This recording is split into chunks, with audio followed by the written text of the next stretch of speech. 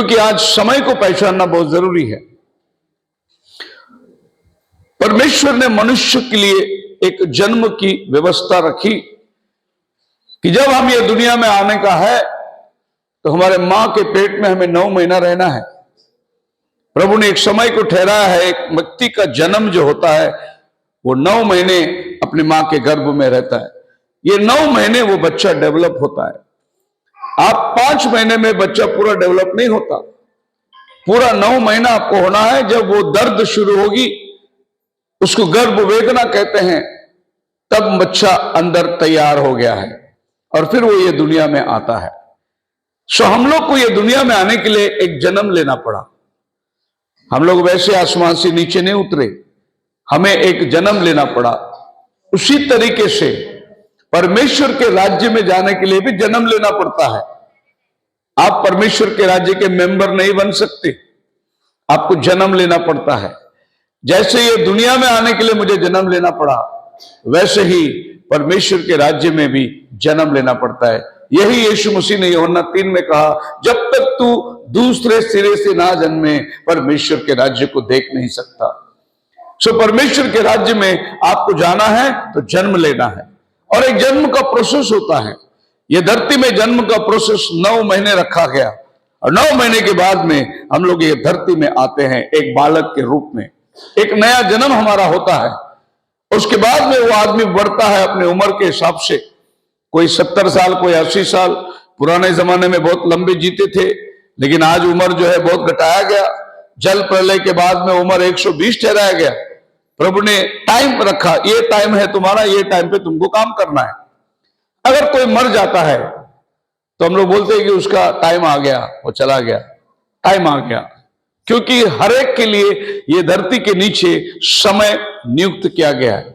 सबोपदेशक 3 अध्याय में लिखा है, जन्म का समय है, मरण का समय है, हंसने का समय है, रोने का समय है। हर बात के लिए सूरज के नीचे समय है, और हम सब समय के अंदर बंधे हुए हैं।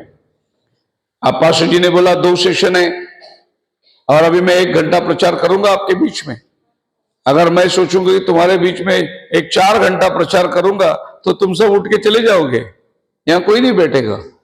तो समय दिया गया है, वो समय के अंतर्गत मुझे भी रहना है, आपके पास भी अपना समय है।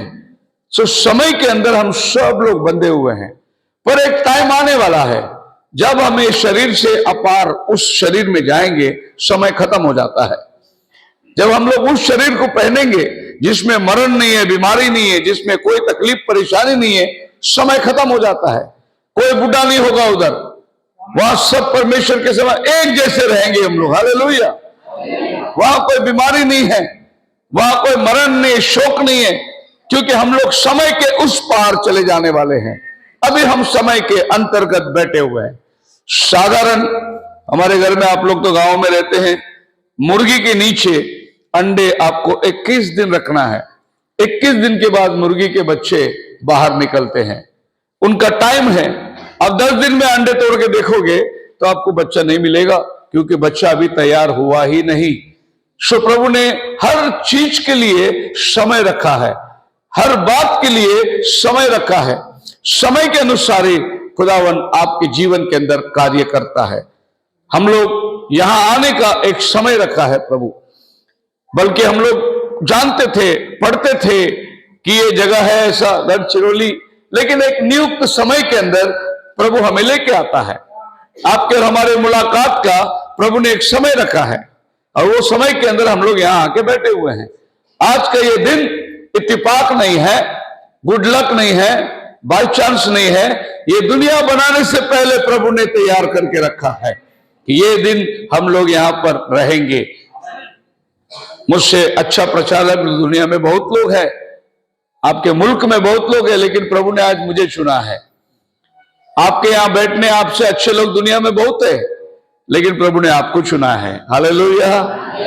तो ये परमेश्वर की चुनावट समय के अनुसार, परमेश्वर ने समय को बनाया। उत्पत्ति 1 अध्याय 14 वचन में लिखा है, let there be light and firmament to heaven divide the day from night and let them be for a sign, for a season, for days and years. परमेश्वर ने आकाश में बड़ी ज्योति बनाई, एक दिन पर प्रभुता करेगी और एक रात पर प्रभुता करेगी। तारांगनों को बनाया, किस लिए प्रभु ने बनाया? आपके जीवन में समय हो, रात हो, दिन हो, ये सब नियमित समय के अंदर चलने के लिए प्रभु ने आसमान में तारांगन को बनाया। तो समय को बनाने वाला कौन है? हमारा परमेश्वर है। हालेलुया। जैसे सूरज उगता है, सवेरे रोशनी आ जाती है। मैं अभी पिछले दिनों में मेघालय में था, जो एकदम चोटी पे है। तो रात को हम लोग बहुत देरी से पहुंचे। सब लोग में वहां पर पहुंचने के लिए 2 बज के हो चुके थे। तो मुझे संदेश बनाना था, तो मैंने कहा कि चलो 2 घंटा आराम करो और सवेरे में संदेश बनाऊंगा जल्दी 5 बजे उठकर। और मैंने क्या देखा, 4 बजे मेरी आंखें खुली। जब 4 बजे आंखें खुली तो खिड़की के बाहर में देखा पूरा उजाला है। मैं डर गया। मैं बोला अरे मैं ज्यादा सो गया क्या, अभी मुझे संदेश बनाना है। तो मैंने घड़ी निकाल कर देखा, 4 बज रहे थे, सुबह 4 बज रहे थे। वो मेरे लिए अजीब लगा। बाद में मैं बाहर देखा तो वो दूसरे हमारे कमरे में दूसरे विश्वासी लोग थे। मैं बोला ये 4 बजे इतना उजाला? बोले इधर सूरज जल्दी आता है। क्या बोले? इधर सूरज जल्दी आता है, सुबह 4 बजे सूरज आता है उधर। तो हमारे लिए टाइम उल्टा हो गया पूरा। सवेरे 4 बजे तो हम सोते हैं, क्योंकि रात को हम लोग, बॉम्बे की जीवन ऐसा है, 12 बजे आते हैं, खाना खाते हैं, लेट 1 बजता है, फिर संदेश बनाना है, तो सवेरे 3 या 4 बजे ही हम लोग सोते हैं। लेकिन ये टाइम तो उधर उठने का टाइम है। सो परमेश्वर ने तारांगणों को, सब चीजों को एक नियमित समय दिया है। सवेरे होता है सूरज उदय होता है और शाम को सूरज ढलता है। प्रभु ने सूरज को ऐसे बनाया जैसे सवेरे वो बालक रहता है। आप सवेरे सवेरे सूरज को इस आंखों से देख सकते, लेकिन अभी आप सूरज को नहीं देख सकते क्योंकि वो बहुत प्रकाशमान हो गया। तो सवेरे वो बच्चा होता है, फिर जवान होता है, और फिर मध्य आकाश में आने के टाइम वो बहुत ही मध्य जवानी में है, फिर वो बूढ़ा होता है और फिर वो शाम को मरता है, और फिर दूसरा दिन वो जवान बच्चा बन के आता है। ये क्या चीज को दर्शाता है? प्रभु यीशु मेरे लिए आया, मारा गया, गाड़ा गया, तीसरा दिन मुर्दों से जी उठा। हालेलुया। और वो फिर से मुझे लेने को बादलों पर आने वाला है। ये सारी प्रकृति जो है ये प्रभु यीशु मसीह की गवाही देती है। आप चंद्रमा को देखिए, चंद्रमा को आप देखिए, 15 दिन में वो बड़ा होता है। जब वो पूरा बड़ा हो गया तो उसको पूर्णिमा बोलते हैं हम लोग, और फिर 15 दिन में वो घटते घटते घटते अमावस्या आता है, जिस दिन पूरा अंधकार रहता है। नहीं, दुष्ट आत्माओं का काम करने का दिन वो अधिक रहता है। तो प्रभु ने उसको देखो 15 दिन में बड़ा होते जाना और 15 दिन में छोटा होते जाना। अभी आप सोचेंगे तो वो टाइम बदल नहीं सकते, परमेश्वर ने इसको बना के रखा हुआ है। सो 1 महीने का कैलेंडर जो है वो बना है, वो बताता है 1 महीना बराबर हुआ। जिस दिन अमावस्या हुआ उसके अगले दिन से फिर वो थोड़ा थोड़ा थोड़ा थोड़ा चमकने लगेगा। ये 15 दिन और 15 दिन 1 महीना, ये कैलेंडर को बनाने वाला हमारा परमेश्वर है। बोलो हालेलुया। मान लो कैलेंडर नहीं होता तो क्या होता? लोग आसमान को देखते हैं, आपकी राशि बताते हैं, आपको मालूम है आसमान में तारे हैं, और ये तारे इस प्रकार से जुड़े हुए हैं। इसका नाम है ओरियन। ये तारा का अंदर एक संदेश है, ये तारा एक बात दर्शाती है। इसको अय्यूब बोलता है। पढ़िए अय्यूब की किताब 38 अध्याय उसका 31 वचन के अंदर अय्यूब ने इसका नाम बताया, Bind the sweet influences of Pleiades or loose the bands of Orion। इन तारांगणों को अय्यूब ने क्या बताया? इसका नाम ओरियन। इन तारांगणों को क्या नाम बताया? और ये एक निशानी है। आपको नहीं समझ में आएगा ये क्या है, लेकिन कोई ज्योतिषी होगा वो बताएगा आसमान में क्या दिखाई दे रहा है। सो ये चीज आपके बाइबल में लिखा हुआ है, इसका नाम बाइबल में लिखा हुआ है। आप सब लोग राशि पढ़ते हैं क्या न्यूज़पेपर में? न्यूज़पेपर पढ़ने वालों को मालूम है उसमें राशि होता है, 12 राशि होता है। सवेरे उठते ही पहले लोग राशि पढ़ते हैं, आज क्या होने वाला है मेरे साथ। ये 12 राशि आसमान पर गवाही देती है। जब प्रभु यीशु मसीह ये धरती में पैदा हुआ तो लोग उसको ढूंढ के गए, क्या कहा? हमने पूर्व में उसका तारा देखा है। क्या देखा है? तारा देखा है।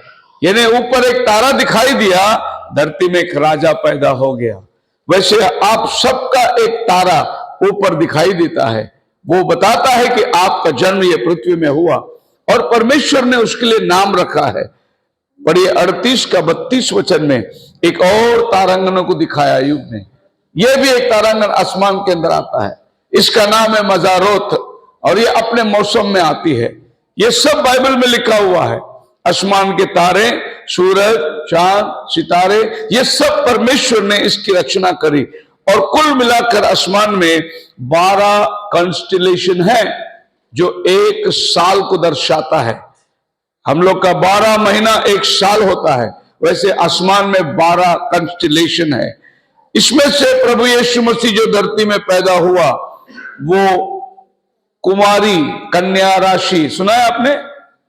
कन्या राशि, मेघ राशि, मीन राशि, ये सब राशि है ना। हम लोग सब एक राशि के अंदर पैदा हुए। तो यीशु मसीह कन्या राशि में पैदा हुआ, क्योंकि यीशु मसीह कुंवारी के पेट से आया। कुंवारी को क्या बोलते हैं? कन्या। जिसकी शादी नहीं हुई, उसके पेट में पवित्र आत्मा के रूप में यीशु पैदा हुआ, सो उसको बोलते हैं कन्या राशि में यीशु आया। और फिर अभी प्रभु यीशु मसीह बादलों पर आने वाला है। कौन सा राशि में आएगा? सिम्हा राशि में आएगा। कौन से राशि में आएगा? क्योंकि वो यहूदा गोत्र का सिंह बन के आने वाला है। ये धरती पर राज्य करने के लिए आने वाला है। जब वो पहली बार आया, वो राजा बन के नहीं आया, वो गधे पर बैठकर नम्र बन के आया। अभी जब वो आने वाला है, वो सफेद घोड़े में राजाओं का राजा बन के आने वाला है। तो ये भी एक राशि को दर्शाया गया। एक राशि जो कन्या है, जिसमें यीशु मसीह पहली बार आया, और दूसरा राशि सिम्हा है, जिसमें प्रभु यीशु मसीह आने वाला है। कितने लोग विश्वास करते हैं यीशु आने वाला है? हालेलुया। मान लो अगर आज रात को वो आ जाए, तो क्या हमारी तैयारी है? क्या हम अपने झंझट में, जंजाल में पड़े हुए हैं? आज रात को अगर वो आ गया, समझो, तो हमारी तैयारी है जाने की। हमने इस संसार के अंदर क्या क्या बना के रखा है। एक ही रात में लोत के घर में संदेश आया, सवेरे ये जहर जलने वाला है, तुमको भागना है। अब देखिए लोत का पत्नी परिवार क्या कर सकते हैं। थोड़ा टाइम, खाली एक रात, 12 घंटे के अंदर उनको गांव छोड़ना है, घर छोड़ना है, मुल्क छोड़ना है, क्योंकि प्रभु जलाने के लिए रखा है। एक ही रात में क्या तैयारी करेंगे। उसमें भी वो लोग जब भागे बाहर, तो लोत की पत्नी पीछे मुड़ के देखा, नमक का खंबा बन गया। क्योंकि वो चलते चलते सोची होगी, मेरे बेटियों की शादी के लिए मैंने इतना साड़ी खरीद के रखा है, इतना जेवनार बना के रखा है, ये सब छोड़ के भागना पड़ रहा है। लेकिन परिश्तों ने कहा, पीछे मुड़ के मत देखना, अगर देखोगे तो तुम नमक का खंबा बन जाओगे। लेकिन उसका मन नहीं रहा, वो पीछे मुड़ी, नमक का खंबा बन गया। और आज तक वो खंबा उधर है, जो ये बात को दर्शाता है कि जब तुम परमेश्वर के राज्य में हल रखो, पीछे मुड़ के मत देखना। कभी लोग दुनिया में जीते हैं और कभी विश्वास में जीते हैं। कोई लोग चर्च में आके भी दुगना जीवन जीते हैं। सोमवार से शनिवार तक एक जीवन होगा और संडे का भक्ति का जीवन अलग होगा। मैं एक चर्च में गया था प्रचार के लिए बॉम्बे में। जब भी मैं जा रहा था, वो छोटी सी गली थी, और वो छोटी गली के अंदर लोग पैर रखे बैठे थे। एक सिस्टर को पैर लग गया, वो सिस्टर ने उसको बहुत बुरा भला बोल दिया। उस आदमी को बोला कि दिखता नहीं क्या, तुम लोग इधर पैर रखे बैठे हैं।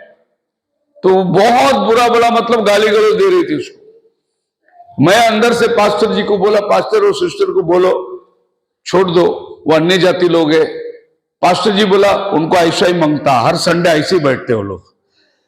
मैं गपचुप बैठ गया। पास्टर भी बोलता गाली दो उनको। फिर बाद में वो सिस्टर अंदर आई, गाना चालू हुआ। जब गाना चालू हुआ तो जोर जोर से अन्य भाषा बोलने लगी। मैं बोला, अभी बाहर दूसरा अन्य भाषा बोल रही थी, चर्च के अंदर आया तो दूसरा अन्य भाषा आ गया। ऐसा बहुत दुगना जीवन भी जीते हैं, इसीलिए वो जाने में नहीं रहे, वो पीछे रह गए।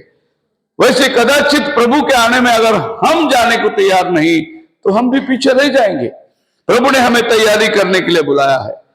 बाइबल के अंदर देखते हैं, आदम 930 साल जिया। कितना साल?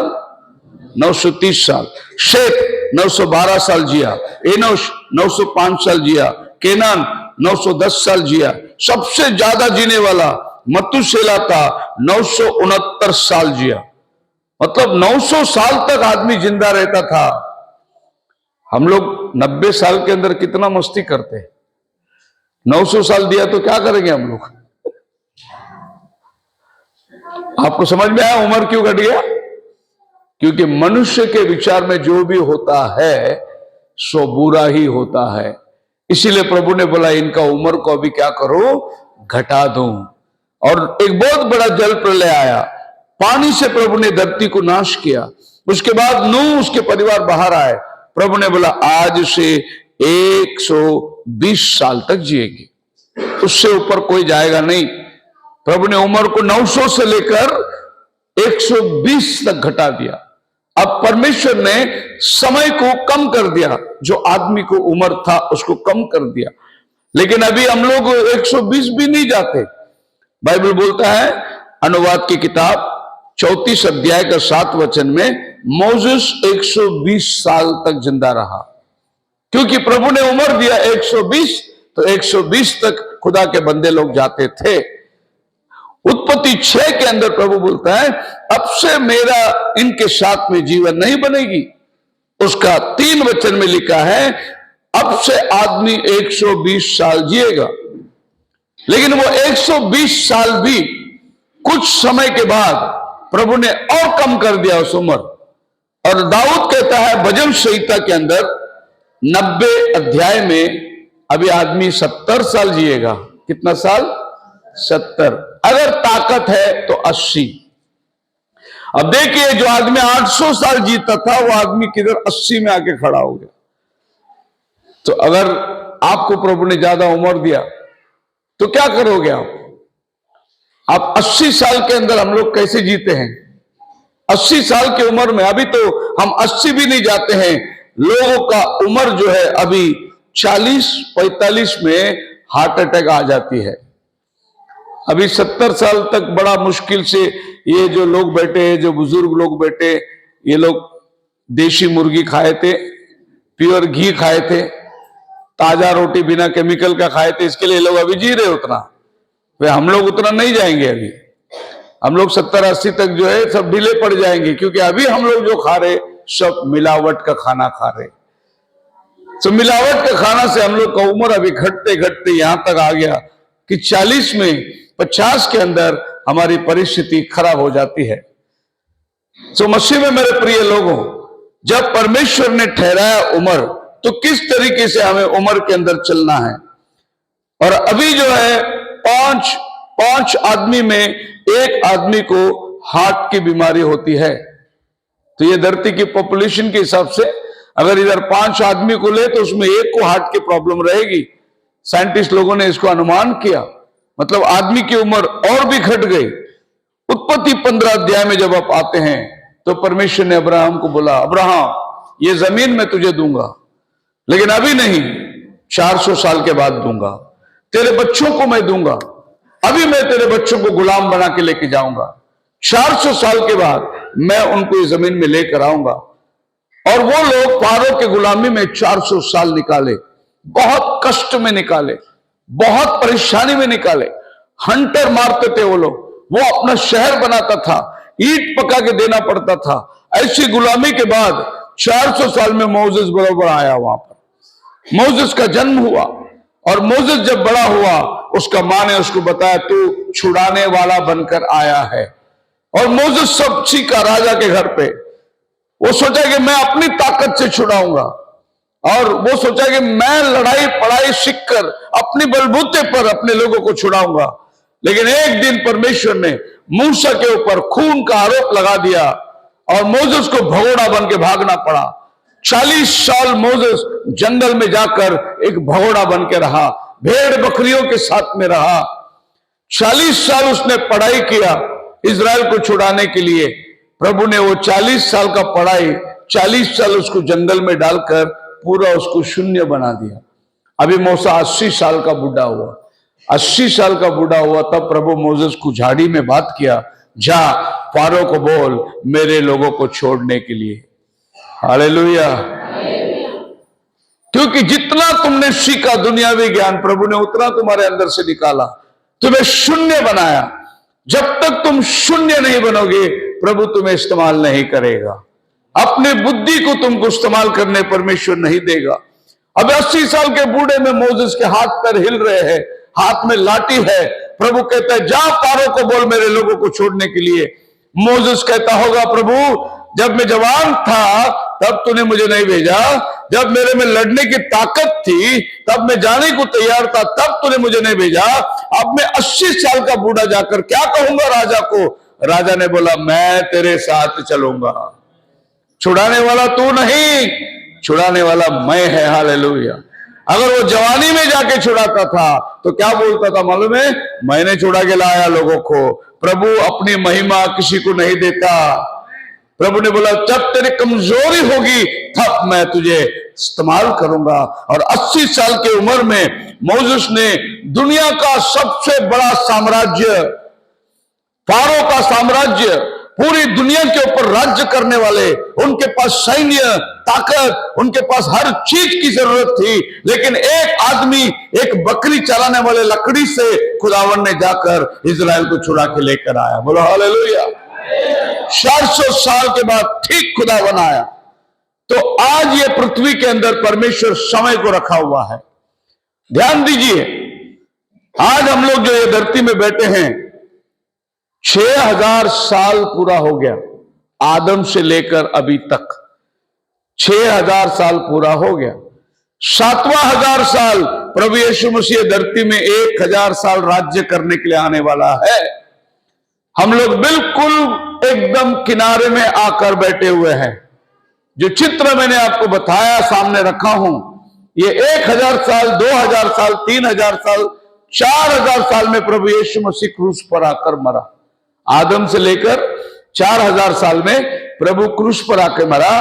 प्रभु यीशु मसीह जी उठ के स्वर्गवास होने के बाद 5, 6, 2000 साल। आज क्या चल रहा है? 2026। ये 2026 क्यों लिखते हैं हम लोग? यह यीशु मसीह के जन्म से चालू होता है। हालेलुया। मैं गर्व से कहता हूं मैं मसीह हूं, क्योंकि आज का तारीख मेरे प्रभु के जन्म से चालू होता है। सारी दुनिया यही तारीख से पगार उठाते हैं, कोर्ट कचहरी करते हैं, सब कुछ कानून कायदा, बैंक का चेक पास करते हैं यही तारीख से, चाहे वो हिंदू हो, मुस्लिम हो, सिख हो। जब वो 2006 लिखता है, वो ये लिखता है यीशु ये धरती में आया था। बोलो हालेलुया। हम जिस धर्म के पीछे चल रहे हैं उसका अस्तित्व वो पक्का है और मजबूत है। आपका विश्वास जो प्रभु यीशु मसीह पर है वो कथा और कहानियों पर नहीं है, वो हकीकत में ये धरती में आया था। और ये हर जबान कहती है। जब 2006 लिखे 26 लिखता है, हर जबान अंगीकार करता है। आप पूछ के देखो किसी को, अगर आप उर्दू पेपर लोगे मुस्लिम लोगों का, उसमें 1400 साल लिखा है। उनका तारीख अलग है, क्योंकि आज से 1400 साल पहले मोहम्मद पैगंबर आया था, उनका मजहब शुरू हुई थी इस्लाम। ऐसे हर धरती पर जो भी वाक़ा है, हर धर्म है, उसकी एक तारीख है। लेकिन दुनिया चलती है यीशु के नाम पर चलती है दुनिया। हालेलुया। अगर आपको 2000 साल के पहले कुछ लिखना है, किसी की जन्म तारीख लिखना है, समझो गौतम बुद्धा जी का जन्म तारीख लिखना है, तो आपको लिखना पड़ेगा बीसी।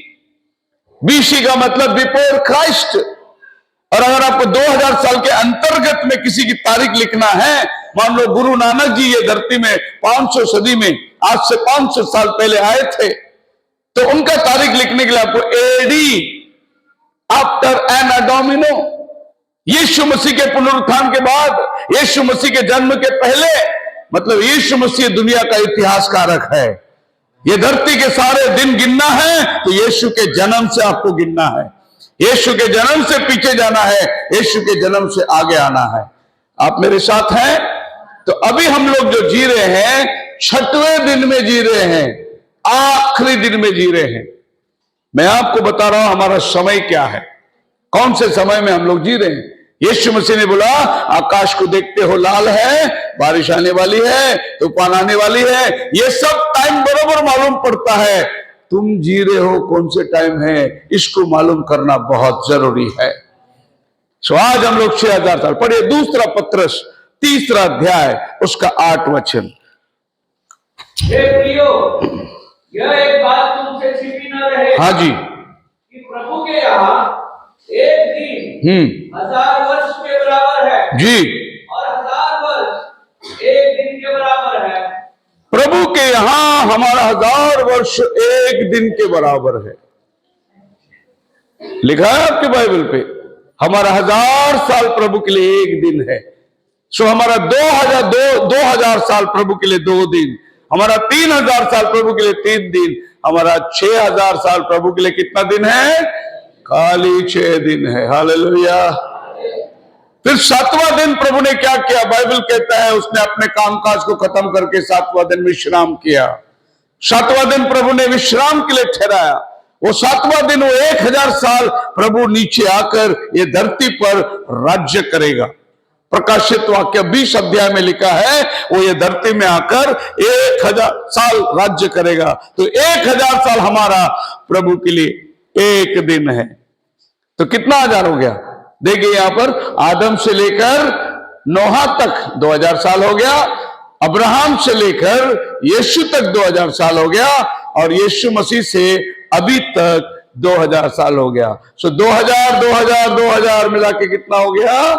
6000 साल। अभी हम लोग 6वें 1000 साल में आ चुके हैं। तो आपको पता चला अपना टाइमिंग क्या है। हम लोग ये धरती में कौन से टाइम पे बैठे हुए हैं? आदम के इतिहास से लेकर जाएंगे तो हम लोग 6000 साल अभी तक हो चुका है। अब 7वां 1000 साल में हम धरती में नहीं रहेंगे। जब 7वां 1000 साल शुरू होगा, प्रभु हमें बादलों पर ले जाएगा। उसके बाद ये धरती का न्याय होगा। ये धरती को प्रभु अग्नि से जलाएगा, ये धरती को पाक और पवित्र करेगा, और फिर आपको आसमान से ये धरती पर आपको लेकर आएगा। प्रकटीकरण 19वां अध्याय उसका 13 वचन के अंदर प्रभु फिर से धरती पे आ रहा है। उसकी सेना उसके पीछे पीछे सफेद घोड़े पर सवार है। यानी प्रभु धरती पर आने वाला है। तो उसके आने के पहले हमको जाना है। जब तक हम जाएंगे नहीं तब तक हम उसके साथ आएंगे नहीं। सो समय आपका गिना हुआ है। आप आगे पीछे कुछ भी नहीं कर सकते। संदेश बिल्कुल साफ है कि आप अपने भेंट के दिन को जानते नहीं। लूका रचित सुसमाचार 19वां अध्याय उसका 44 वचन कहता है, जब प्रभु यरूशलेम को देख के रोया, और क्या कहा रोकर? और तुझे हाँ, और तेरे साथ तेरे बालकों को हाँ, मिट्टी में मिलाएंगे, हाँ, और तुझमें पत्थर भी ना छूटेगा। हाँ, वह अवसर जब तुझ पर कृपा दृष्टि की गई नहीं पहचाना। तुमने नहीं पहचाना। प्रभु यीशु मसीह यरूशलेम को देख के रोता है। वो पर्वत पर बैठकर यरूशलेम को देख रहा है, क्योंकि प्रभु यीशु मसीह अभी क्रूस पर चढ़ने वाला है। समय खत्म हो रहा है। प्रभु यरूशलेम को देख के रोता है, अरे तूने मुझे क्यों नहीं पहचाना? ये दिन तू क्यों नहीं समझा?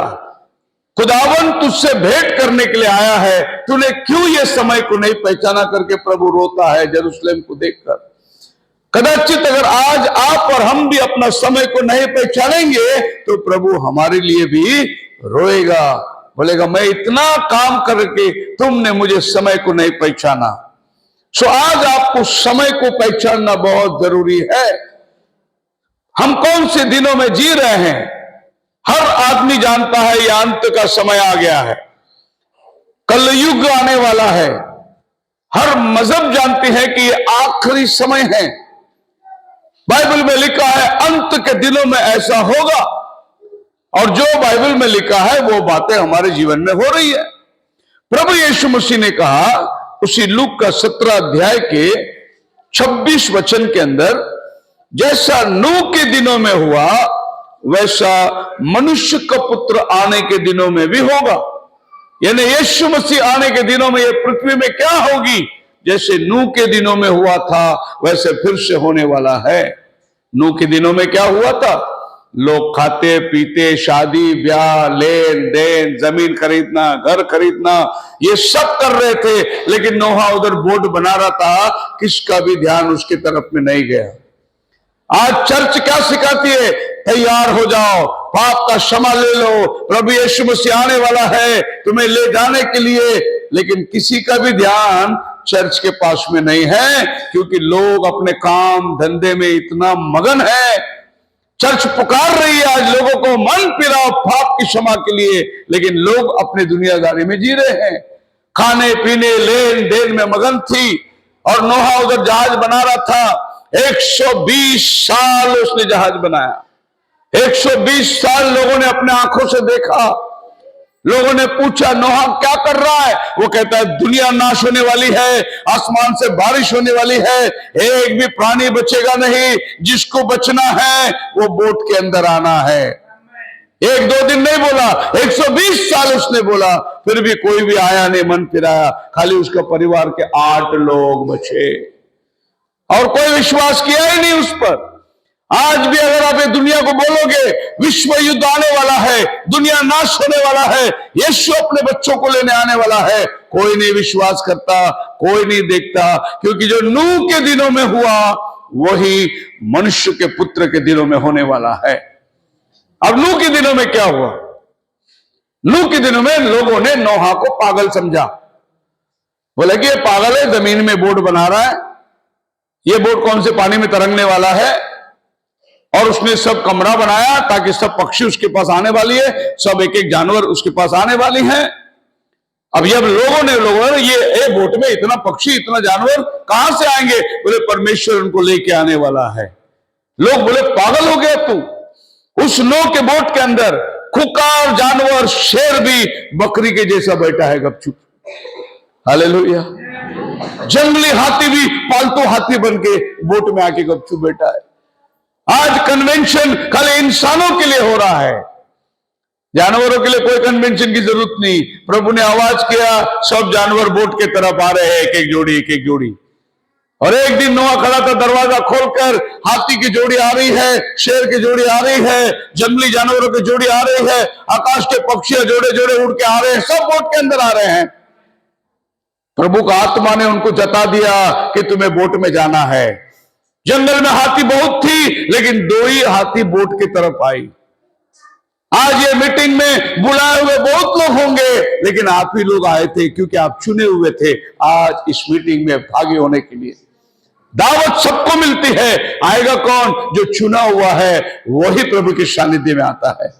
जगत उत्पत्ति से पहले उसने हमारा नाम जीवन की किताब में लिख के रखा है। जब नूह दरवाजा बंद हुई, वो लोग अंदर बैठे, ना धूप ना छांव ना मौसम, कुछ नहीं, खाली बारिश बारिश बारिश बारिश। 120 साल के बाद 40 दिन लगातार बारिश। द बाइबल अगर पिक्चर देखोगे आप, उसमें एक बहुत अच्छा प्रश्न नोहा का औरत जवाब देती है। नोहा कहता है पता नहीं, हम लोग अंदर आके बैठे, दरवाजा बंद है, खाली बारिश हो रही है, कितना दिन हुआ मालूम नहीं, और कब तक बारिश पड़ेगा ये भी नहीं मालूम। तो उसकी पत्नी बोलती है 21 दिन हो गए। तो नोहा पूछते तेरे को कैसे मालूम 21 दिन हो गए? बोले जब से हम बोट में आए, मुर्गी एक अंडा दे रही है, 21 अंडा हो गया पूरा। वो दिन वैसी गिन रही थी, क्योंकि मुर्गी दिन में एक ही अंडा देती है, ना सूरज ना चांद ना रात ना दिन, लेकिन जानवर वहां पर वो दिन को पालन कर रहे हैं। सो नोहा 40 दिन तक अंदर दब के बैठा था। उसके बाद में बारिश बंद हुई, फिर 7 महीने बोट तरंग रही थी। उसने पहले कौवे को भेजा, कबूतर को भेजा, ताकि यह देखने पृथ्वी पे पानी सूख गई है क्या। कबूतर वापस आया, कौवा वापस नहीं आया। क्यों पता है? उसको खाने के लिए बहुत मरे हुए मांस मिले थे। शाना कावला घान खातो, तो शाना जरूर है पण खातो काय? खान खातो। आणि कबूतर तो घान नहीं खात, कबूतर खाली दाना खाता है। इसी विश्वासी लोग घान खातात, दारू तंबाखू बीडी ये सर्व घाण आहे, प्राणघातक आहे, तरी पण लोक जाऊन जर तुम्ही दुकानात जाऊन विचारतात की मला एक पुडी तंबाखू दे, दुसरी भाषेत का विचारतात मला जहर दे एक पुडी, कारण ते लिहिलेलं आहे तंबाखूच्या पॉकेटमध्ये कॅन्सर होऊन तुम्ही मरणार. म्हणजे तुम्ही पैसे देऊन मरणाला विकत घेतात का? परमेश्वर म्हणतो इसाया 55 मध्ये, जे वस्तू खायचं नाही त्याला पैसे का देता? जे देवाने आम्हाला दिलेले सर्व मुक्त दिलेले, देवाने बारिश पाठवलं, हवा पाणी हे सर्व मुक्त मध्ये येते. आता येताना मी बघतो झाडामध्ये खूप आमच्या झाडामध्ये फुलं आलेलं आहेत. कोणी सांगितलं का त्याला जाऊन की आता तुमच्या सीझन आले, तुम्ही फल द्या फूल द्या? कोणी सांगितलं नाही. त्याला आपोआप समजतं. देवाने त्यांना ते बुद्धी दिलेलं आहे. जर त्यांचा वेळ आला तर फुल आले, आता पुढच्या महिन्यात तुम्ही आम बघणार झाडामध्ये. त्याला इंटेलिजन्स दिलेलं आहे परमेश्वर. सर्व पक्षी रात्री बघा तुम्ही आपल्या घरात जातात, ते दिवसात ते जाऊन कुठं नदी आहे तिकडे चरतात, काय खातात, रात्री ते उडून पण डोंगरात आपल्या घरी जातात. तुमच्या घरी जर बकरी गाय बैल असला असेल, सकाळी तुम्ही सोडून देता, संध्याकाळी ते बरोबर घरी येतात. आणि देवाने म्हटलेलं आहे इसायामध्ये की हे गाढव त्याला पण माहिती आपला मालिक कोण, बैलाला माहिती आपला मालिक कोण. माझ्या प्रजाला मला विसरून गेलेलं आहे, कारण माझा प्रजा समजत नाही. त्यांना मध्ये ते बुद्धी जे आहे भ्रष्ट झालेला आहे. बोलो हालेलुया. सो मूसा का नोआ का दिन में लोग बिगड़ चुके थे और अपनी मनमानी कर रहे थे. किसी को भी प्रभु के आने का समय का ज्ञान नहीं था कि प्रभु ने क्या कहा नूह के द्वारा. लेकिन जिस दिन बारिश शुरू हो गई उस दिन लोग को समझ में आया, अरे नोहा बोलता था बारिश आएगी. उन दिनों के अंदर लोगों ने रॉकेट भेजा ऊपर, क्योंकि नूह के दिनों में साइंस बढ़ चुकी थी. ये पिरामिड आप देखते हैं, ये 5000 साल पहले बना हुआ पिरामिड है, 5000 साल पहले. सो नूह के दिनों में साइंस बहुत बढ़ चुकी थी, क्योंकि ये पिरामिड बनाने के लिए आज के साइंटिस्ट के पास में कोई मशीन नहीं है. इतना बड़ा पत्थर इन लोग कैसे ऊपर लेके गए, इसका माप कैसे निकाला? ये धरती के बराबर बीच में बना हुआ है. ये पिरामिड की छांव किधर पड़ती नहीं है. लोग आज सोचते, साइंटिस्ट मजबूर है कि ये बनाया कैसे उन लोगों ने. आज के साइंस से भी ज्यादा साइंस उन दिनों के अंदर थी. 4700 साल पहले बनाया हुआ इस पिरामिड के अंदर अगर आप जाके देखोगे तो इस पिरामिड के अंदर पूरा बाइबल लिखा हुआ है. ये पिरामिड बनाने वाला बाइबल का हनोक है. बाइबल में एक हनोक आदमी था जो जिंदा गया, मरा नहीं. वो प्रभु के साथ साथ चलता था 300 साल और वो अचानक गायब हो गया. एक दिन वो प्रभु के साथ चलते चलते चलते इतना दूर गया, प्रभु ने बोला तो अभी घर को वापस मत जा, मेरे साथ चल, क्योंकि प्रभु को उसको चाल चलन बहुत पसंद आया. बोलो हालेलुया. वैसे ही आज रात अगर प्रभु आए तो कुछ लोग जिंदा जाने वाले हैं, कुछ लोग जो मरे हैं वो पुनरुत्थान होने वाले हैं. तो जिंदा जाने वाले हैं, बिल्कुल मैं जाने वाला हूं, क्योंकि हनोक गया, एलिया गया, मैं भी जाने वाला हूं. हालेलुया. तो प्रभु बहुत जल्द बादलों पर आने वाला है. इस पिरामिड के अंदर प्रभु ने बताया कि स्वर्ग किधर है, नरक किधर है. ये पिरामिड के अंदर प्रभु ने सब इतिहास, इस पिरामिड को बोलते हैं बाइबल पत्थर पे लिखा हुआ. 4 किस्म का बाइबल है. पहला बाइबल आसमान में लिखा, मैंने पहले तारागण बताया, वो परमेश्वर का पहला बाइबल था. दूसरा बाइबल पत्थर में प्रभु ने लिख के दिया हनोक के द्वारा. तीसरा बाइबल आपके हाथ में जो प्रिंटेड बुक है, ये तीसरा बाइबल है. और चौथा बाइबल जिनका अंदर वचन जीता है, वो चौथा बाइबल है. हालेलुया. सो हम पत्थर पे लिखे हुए बाइबल नहीं, हम जीने वाले बाइबल बनना चाहिए. पौलुस ने क्या लिखा, तुम हमारी पत्री हो. बाइबल लोग बाद में पढ़ते हैं, पहले तुम्हें पढ़ते हैं. तुम्हारा चाल चलन पहले पढ़ते हैं, बाद में तुम बाइबल दो उनको. तो आप परमेश्वर के लिए जगत में जीवित पत्री है, जिंदा बाइबल है, चलता फिरता हुआ बाइबल है.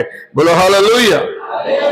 सो बाइबल इस बात की गवाही देती है, इस पिरामिड को एक बाजू में अगर पत्थर गिना जाए 1,44,000 बराबर उतना पत्थर है। 1,44,000 बाइबल में कहां नंबर मिलता है? 12 गोत्र में से 12 हजार चुनोगे तो 1,44,000 प्रकाशित वाक्य 7वां अध्याय में आता है। तो प्रभु ने बताया मेरे बच्चे चुने हुए इतने रहेंगे। इस पिरामिड के अंदर जाकर साइंटिस्ट लोगों ने क्या देखा?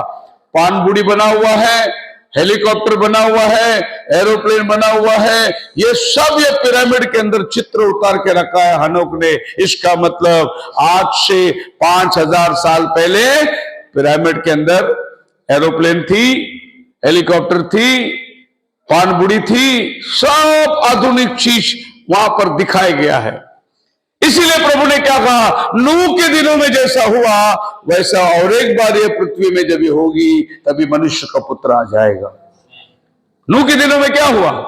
खाली खाते पीते शादी करते नहीं, वो बहुत आधुनिकता में बढ़ चुके थे, उनका साइंस बहुत बढ़ चुका था, वो बहुत विज्ञान के अंदर आगे जा चुके थे। इसीलिए नूह का संदेश पर उनको विश्वास नहीं हुआ। बोले ये कोई पागल कहता है आसमान से बारिश आएगी, आसमान में तो पानी है ही नहीं। क्योंकि नूह के दिनों के बाद ही बारिश चालू हुई पृथ्वी पर, उसके पहले पृथ्वी पे बारिश नहीं थी, धरती से झरना आते थे। आदम जब आदम का वाटिका संभालता था उस टाइम पे बारिश आसमान से नहीं आती थी, धरती सींचा जाता था। तो जब लोगों को बताया गया कि बारिश आने वाली है, लोगों को मजाक लगा। ऐसा भी कहा जाता है कि लोगों ने रॉकेट छोड़ा ऊपर पानी ढूंढने के लिए, ऊपर पानी मिला नहीं। सब लोग आए और नोहा को पूछे, नोहा आज तक वाला, टीवी वाला, न्यूज चैनल वाला, नोहा ऊपर पानी है नहीं, तू कहां से कहता बारिश आएगी? नूह ने बोला परमेश्वर ने कहा है, मैं उसके वचन पर विश्वास करता हूं। हालेलुया। जब प्रभु ने कहा मैं आने वाला हूं तो वो आएगा। अगर आज नहीं तो 10 साल के बाद, 10 नहीं 50 साल के बाद, लेकिन उसका आना निश्चित है। मान लो अगर वो आ जाता है तो हमारी तैयारी क्या होगी? नूह के दिनों में 2000 साल मिस्र देश के अंदर ये एरोप्लेन उनको मिला, जो मिस्र देश एरोप्लेन के ऊपर चलती थी। ये पिरामिड जब बना मिस्र देश में, नूह के दिनों में बना हुआ, 5,000 साल पुराना आपका स्पार्क प्लग मिला है, स्कूटर चलाने वाला, करंट पैदा होना, 5,000 साल पुराना स्पार्क प्लग मिल गया साइंटिस्ट को। वो लोग देखते बोले अरे 5,000 साल पहले स्कूटर था क्या? ये आपका हीरो होंडा था क्या? नूह के दिनों में ये सब था। क्योंकि यीशु कहता है नूह के दिनों में जैसा हुआ वैसा और एक बार ये धरती पे होगा। आज से 2000 साल पहले जब प्रभु ये धरती में आया था वो नूह के दिन में नहीं था, वो नाव में जाने वाला दिन था। प्रभु के चेले लोग इंडिया में आए, वो नाव में आए। लेकिन अभी मेरे को जेरूसलम जाने के लिए एरोप्लेन मिलता है। यीशु मसीह के टाइम पे एरोप्लेन नहीं था, वो लोग पानी को इस्तेमाल करते थे। लेकिन आज वही दिन वापस आ गया जो नूह के दिनों में चलता था, सब वापस आ गया। आज हम लोग कंप्यूटर वापरते हैं, लैपटॉप वापरते हैं, नूह के दिनों में भी कंप्यूटर था। लोग देंगे अरे ये कंप्यूटर, नूह के दिनों में लोग कंप्यूटर इस्तेमाल करते थे और फिर वो दिन पृथ्वी में वापस आ गए कंप्यूटर इस्तेमाल करने का। अभी उंगली के अंदर सब कुछ आपको मिलता है, हर ज्ञान आपको यहां मिलता है। दानियल 12 अध्याय में लिखा है जब पृथ्वी में ज्ञान बढ़ जाएगी तब प्रभु का आना होगा। तो आप कौन से समय में जी रहे हैं? अपना समय को पहचानना बहुत जरूरी है। पहले जो कंप्यूटर बनाया था इतना बड़ा कंप्यूटर बन गया था, उसके बाद यह कंप्यूटर बन गया, उसके बाद में अभी तो मोबाइल में ही कंप्यूटर आ गया। अब जितना काम कंप्यूटर करता है उतना काम मोबाइल करता है। इसमें आपका बैंक अकाउंट है, इसमें आपका पैसा लेन देन है, इसमें आपका मेमोरी कार्ड है, सब कुछ आ गया, कर लो दुनिया मुट्ठी में। बिल्कुल यही दिन नूह के समय में हो रहा था और किसी का ध्यान परमेश्वर के वचन के पास नहीं था।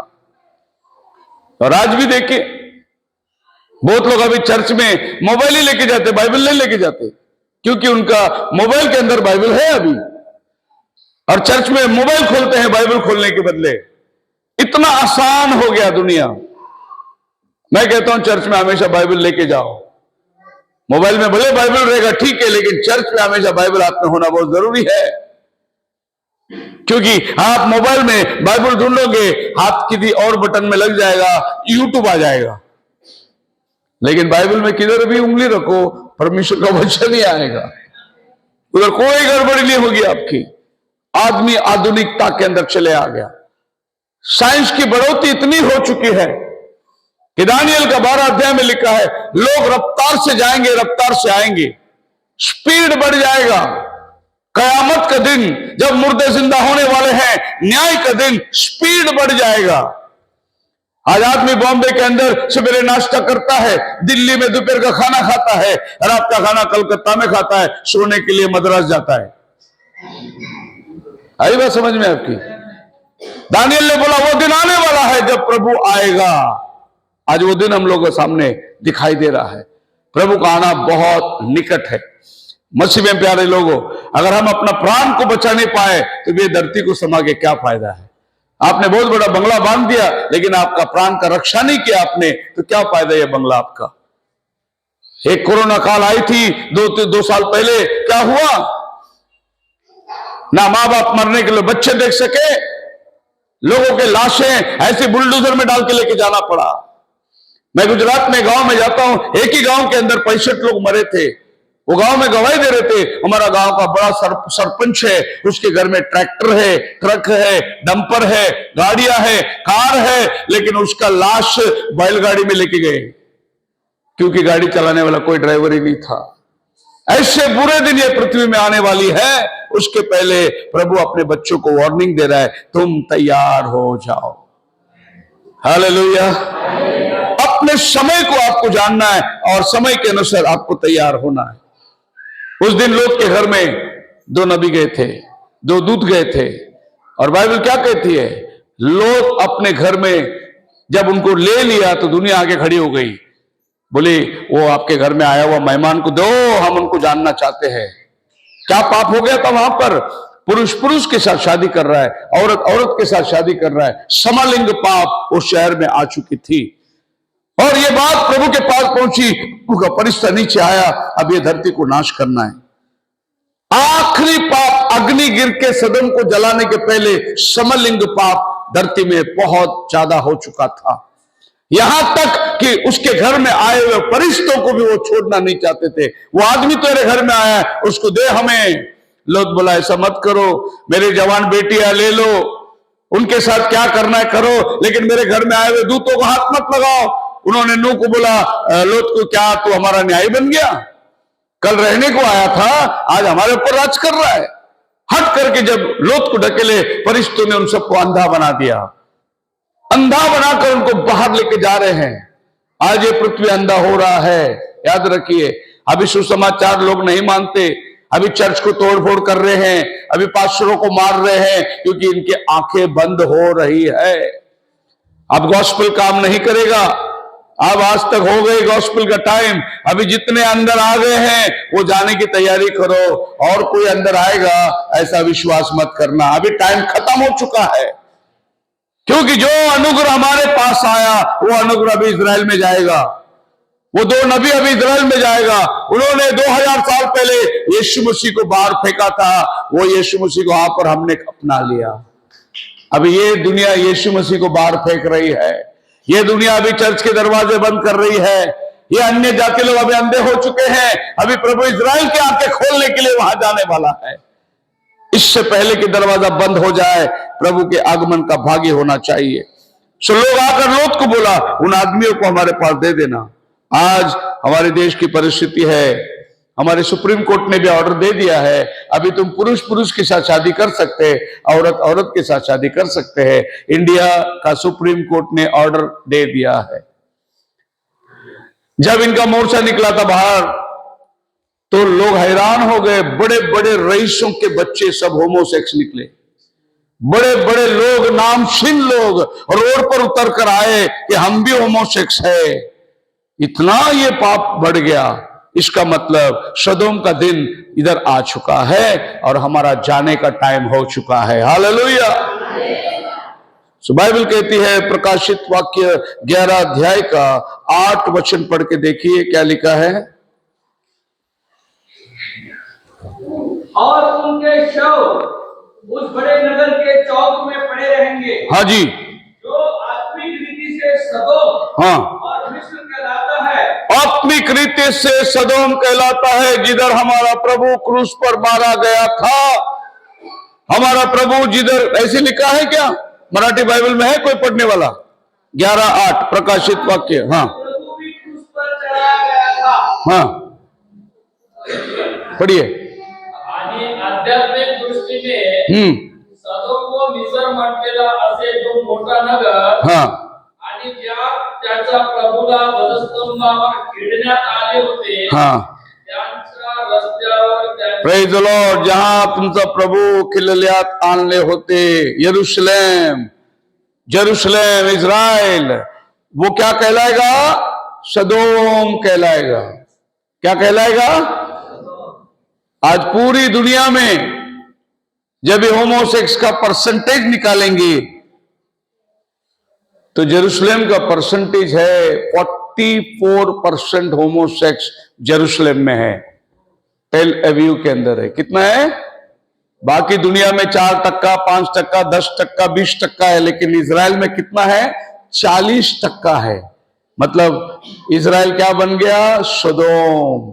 और प्रभु यीशु मसीह क्या कहता है? इजराइल जिस दिन सदोम बनेगी, प्रभु का दूसरा आगमन होने वाला है और प्रभु यीशु मसीह बहुत जल्द आने वाला है। खुदावन आप सबको बड़ी आशीष दे। हम दूसरी सेशन में फिर इकट्ठे होने वाले हैं, उसके आगे की बात देखेंगे, समय को हम लोग गिनेंगे। खुदावन सहायता करे आपकी।